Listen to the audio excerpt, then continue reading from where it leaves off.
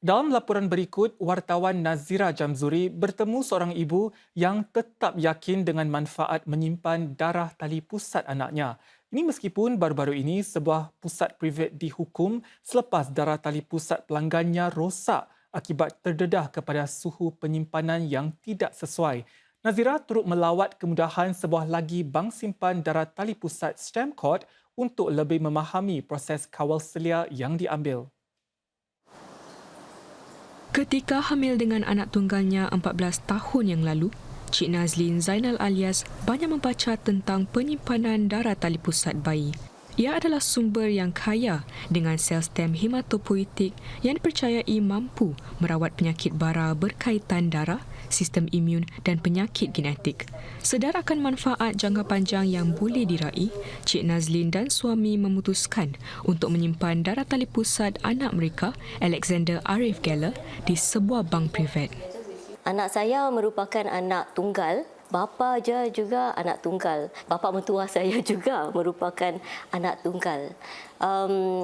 Kakak saya sendiri tidak berumah tangga.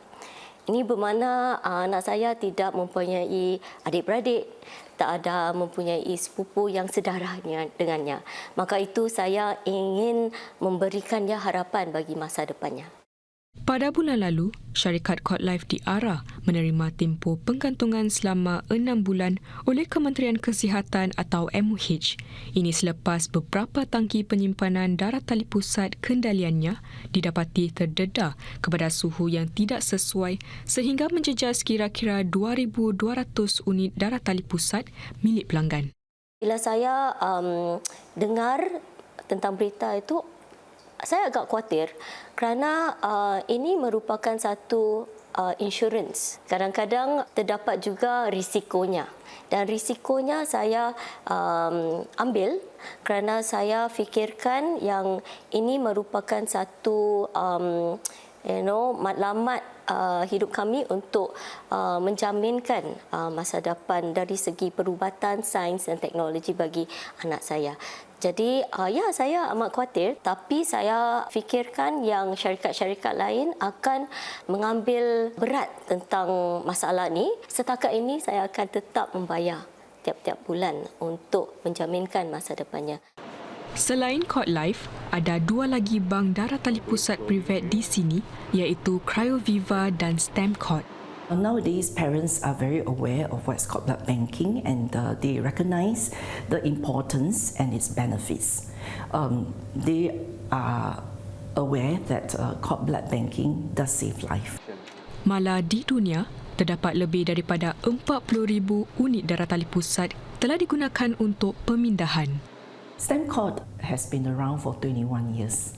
Since 2002, we have released successfully 17 stem cells in Singapore for treatment purpose. Stamcord menyatakan ia mempunyai sistem kawal selia yang kukuh. Saudara, Stamcord mempunyai langkah-langkah keselamatan atau SOP untuk memastikan semua peralatan yang digunakan untuk menyimpan darah tali pusat seperti ini berada dalam suhu yang ditetapkan. Antaranya termasuk sistem alarm atau loceng kecemasan yang akan berbunyi bagi memaklumkan kepada para kaki tangan tentang sebarang kecemasan. Ini termasuk jika suhu di dalam ini meningkat lebih daripada suhu yang ditetapkan. Para kaki tangan juga akan menerima mesej menerusi telefon bimbit mereka tentang kecemasan tersebut. Sebagai langkah tambahan, darah tali pusat setiap pelanggan disimpan secara berasingan.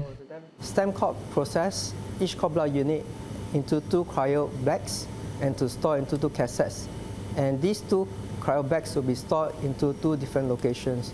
One is at Trade Hub 21, one is in Pasir Panjang, our main laboratory. Stamcord makes sure that temperature are checked by our staff to ensure that the temperature range between our EMS and our cryo tanks and fridge and freezers are within a specific temperature range.